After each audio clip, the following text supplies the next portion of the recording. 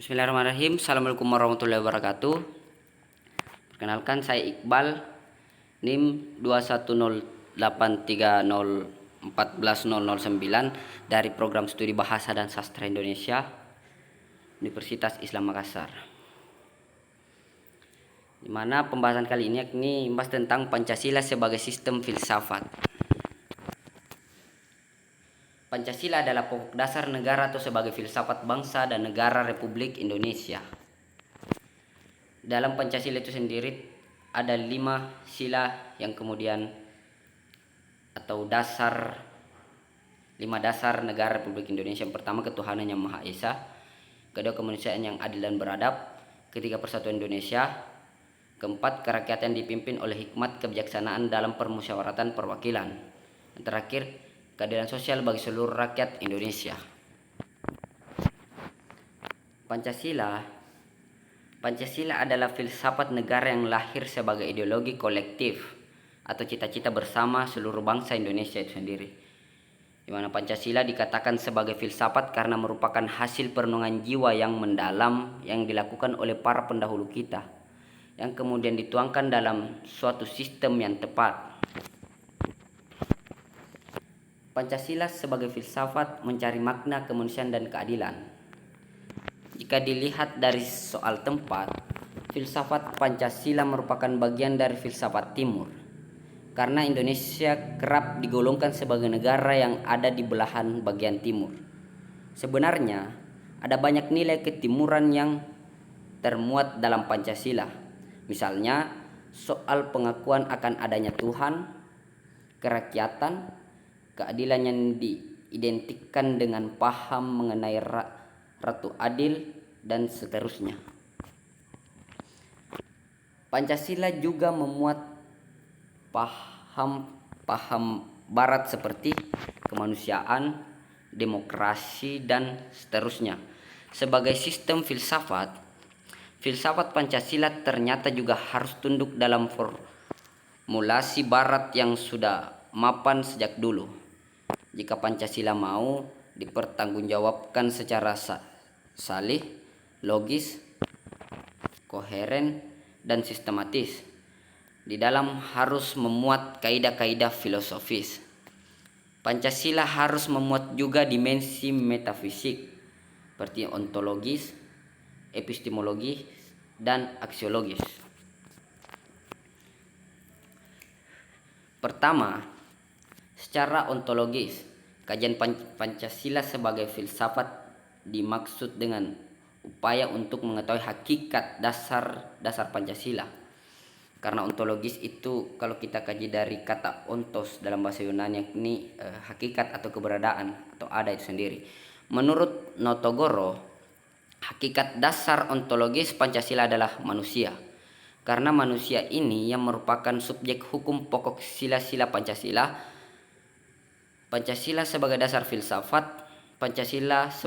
filsafat negara Republik Indonesia memiliki susunan 5 sila yang merupakan suatu persatuan dan kesatuan serta mempunyai sifat dasar kesatuan yang mutlak, yang berupa sifat kodrat monodualis, yaitu sebagai makhluk individu sekaligus juga sebagai makhluk sosial, serta kedudukannya sebagai makhluk periodi yang berdiri sendiri sekaligus juga sebagai makhluk Tuhan.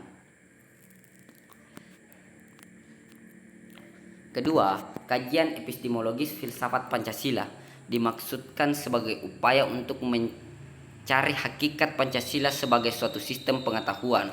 Karena kita tahu bahwasanya epistemologi dari kata epistem yang berarti pengetahuan. Hal ini dimungkinkan adanya karena epistemologi merupakan bidang filsafat yang membahas hakikat ilmu pengetahuan atau ilmu tentang ilmu sendiri. Kajian ketiga, kajian aksiologi filsafat Pancasila pada hakikat pembahasan nilai, praksis atau manfaat suatu pengetahuan mengenai Pancasila. Dimana kita tahu aksiologi dari kata aksios yang berarti nilai. Hal ini disebabkan karena sila-sila Pancasila sebagai suatu sistem filsafat memiliki suatu kesatuan dasar aksiologi. Nilai-nilai dasar yang terkandung di dalam Pancasila pada hakikatnya merupakan suatu kesatuan yang utuh. Aksiologi Pancasila ini mengandung arti bahwa kita membahas filsafat nilai Pancasila. Secara aksiologi, bangsa Indonesia merupakan pendukung nilai-nilai Pancasila. Berbicara mengenai pembahasan kemanusiaan dalam Pancasila, termaktub dalam sila kedua yakni berbunyi, sila kedua adalah kemanusiaan yang adil dan beradab. Menurut Badan Pembinaan Ideologi Pancasila atau disingkat BPIP, sila tersebut merupakan perwujudan nilai kemanusiaan yang dimiliki oleh bangsa Indonesia. Manusia merupakan makhluk yang berbudaya, bermoral, dan beragama.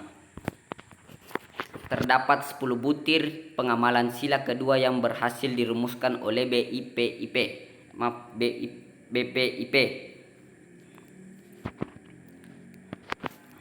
Pertama, mengakui dan memperlakukan manusia sesuai dengan harkat dan martabat sebagai makhluk Tuhan Yang Maha Esa.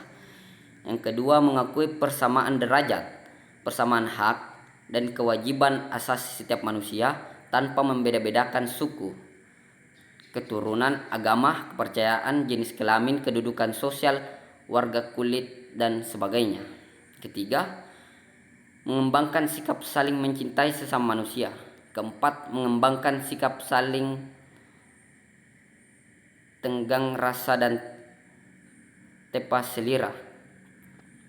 Kelima, mengembangkan sikap tidak semena-mena terhadap orang lain. Keenam, menjunjung tinggi nilai-nilai kemanusiaan. Ketujuh, gemar melakukan kegiatan kemanusiaan. Delapan, berani membela kebenaran dan keadilan. 9. Bangsa Indonesia merasa dirinya sebagai bagian dari seluruh umat manusia. Yang ke-10, mengembangkan sikap hormat, menghormati, dan bekerja sama dengan bangsa lain. Sila kedua yang berbunyi kemanusiaan yang adil dan beradab mengandung pengertian bahwa manusia Indonesia seharusnya diakui dan diperlakukan sesuai dengan harkat dan martabat selaku makhluk ciptaan Tuhan Yang Maha Esa yang memiliki derajat yang sama, mempunyai hak dan kewajiban yang sama tanpa membeda-bedakan agama, suku, dan ras keturunan. Itu yang menjadi kesimpulan. Dan terakhir, sila kedua dibutuhkan guna menangkal berbagai ancaman kemanusiaan serta untuk menegakkan nilai-nilai universal kemanusiaan di negara ini. Selain itu, sila ini juga harus mampu menjamin hukum yang adil bagi masyarakat secara keseluruhan, utamanya demi penegakan HAM yang bermartabat. Terima kasih, itulah yang menjadi sedikit daripada yang saya presentasikan. Lebih dan kurang mohon dimaafkan. Allahumma wafiq ila aqwamit thariq. Wassalamualaikum warahmatullahi wabarakatuh.